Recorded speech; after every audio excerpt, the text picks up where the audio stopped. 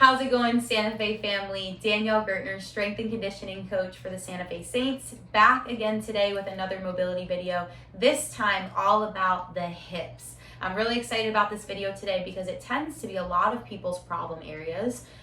There's tons of joints and muscles and moving parts that go into this part of our body to connect our upper and lower calves, to help us walk, sit, run, jump, all of the things. And so I'm excited to share a couple exercises that you can do, again, from the comfort of your seat or your desk, whether you're at work or still at home.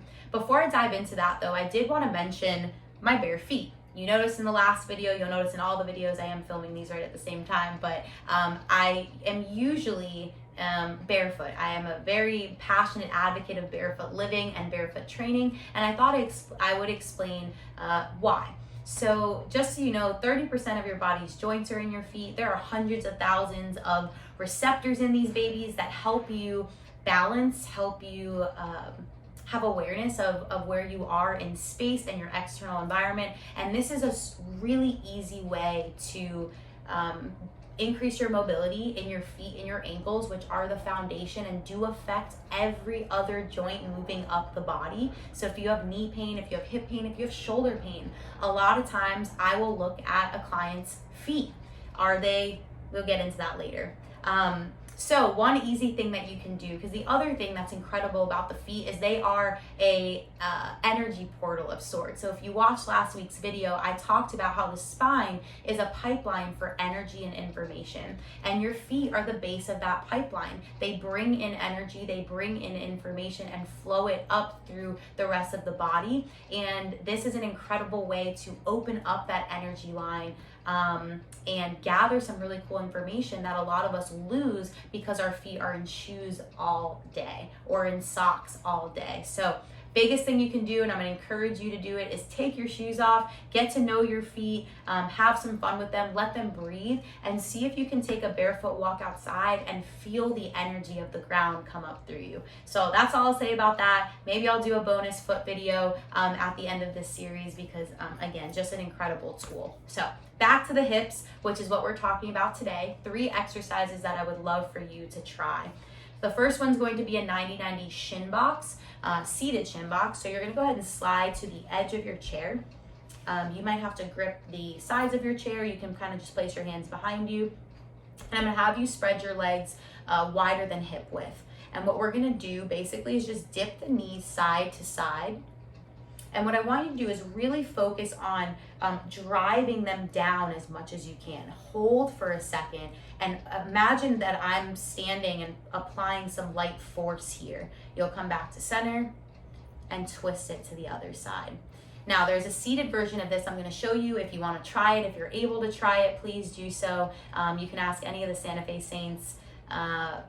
We do this exercise a lot to open up the hips. So you'll sit on the floor and you're gonna sit in a 90-90 position. You can't see my legs fully, but you can see them enough. I'm about 90 to 90 degrees. And then my hands are gonna be behind me. And what I'm gonna do is I'm gonna start with the back knee. I'm gonna open it, and then I'm gonna let that other knee follow. Now that back knee leads, and I turn over to the other side. The goal here is to keep your feet exactly where you are, but it's okay if they shift a little bit. And if you want to take this up a notch, you can lift your hands and try to do it without hands. So just wanted to show you that variation because it's an awesome one if you want to add that into your routine. So what I recommend, no matter what you're doing, about anywhere from 5 to 15 of those per side, nice and slow, connected with the breath. The second exercise I wanted to show you is called the butterfly. So what we're gonna do also on the edge of our seat is tap the backs of our feet together, just like so.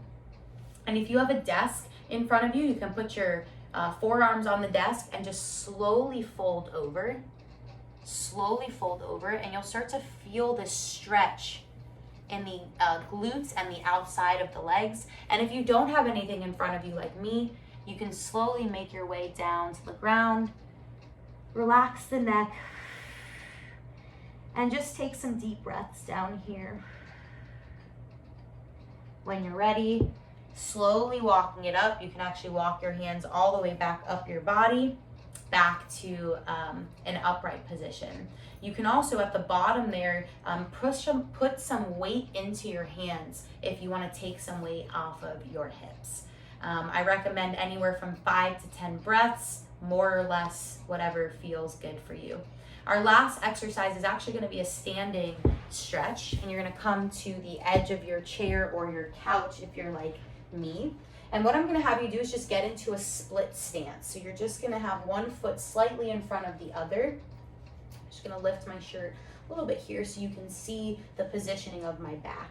So you should have a little bend in both knees. We don't want to be completely locked out. A little bend in the knee. And then what I'm going to have you do is tuck your pelvis under. So I'm going from a little bit of an arch here to tucking under, squeezing that butt cheek of my back leg, and I want to drive my heel into the ground. And you should start to feel a nice stretch running from your hip flexor down into your knee. If you have the ability, you can continue to step that foot back further and further, tucking that pelvis under, bending that front knee a little bit more to deepen, to intensify that stretch.